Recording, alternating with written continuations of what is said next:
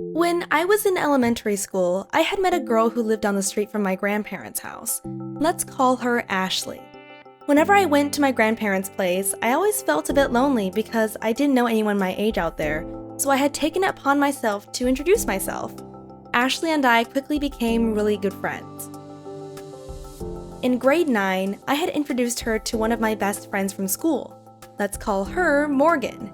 It became the three of us: Ashley, Morgan, and me.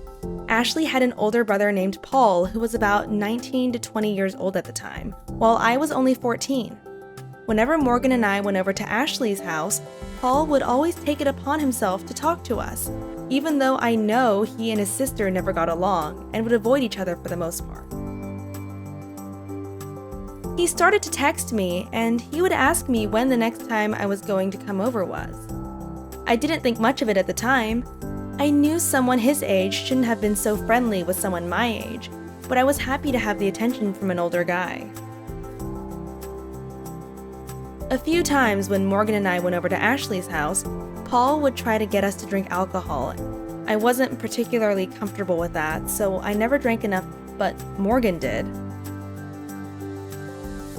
One day, Ashley invited me over for Thanksgiving dinner. I started the day out perfectly fine. I wasn't feeling sick and was fairly energetic, but then I started to get a headache.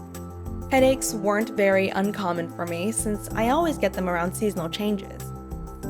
So nothing seemed overly suspicious yet. I had asked Ashley's parents for some Advil, and they gave it to me.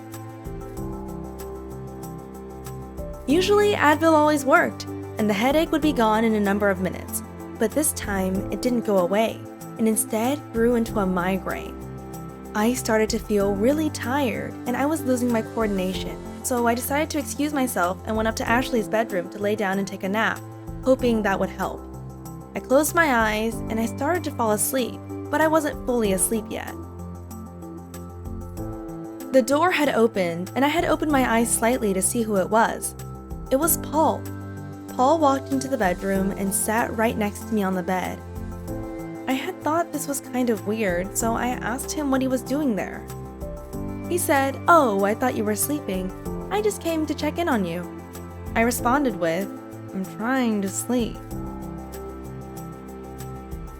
Even though I was able to make those words out, it was still very hard, and it came off more as a mumble. Paul asked me, "Do you want me to leave you alone?" And all I could manage to make out was a "mm-hmm." Paul left the bedroom, and I finally fell asleep. I didn't think much of what happened, as Paul had always been a bit more friendly than normal, so him coming into the bedroom, even though it seemed weird, didn't seem out of character. I had forgotten what had happened for a while, not really considering what had happened. Until a number of years later, I learned about the symptoms of the date. For years, I thought it had only immobilized people, but I was still mobile. I had thought that people wouldn't remember what had gone on while they were on it, but I remembered. I had learned that it doesn't do only that stuff. You can have difficulty talking, nausea, difficulty with vision, dizziness, confusion, headaches, and even unconsciousness. I don't know if what happened to me was really that, but I do know that I had every one of those symptoms. And I know that Paul walked into the room I was trying to sleep in and was surprised when I was still awake. For years, I had just pushed that memory aside and didn't think much of it, but looking back at it now, all the signs point towards me being unknowingly.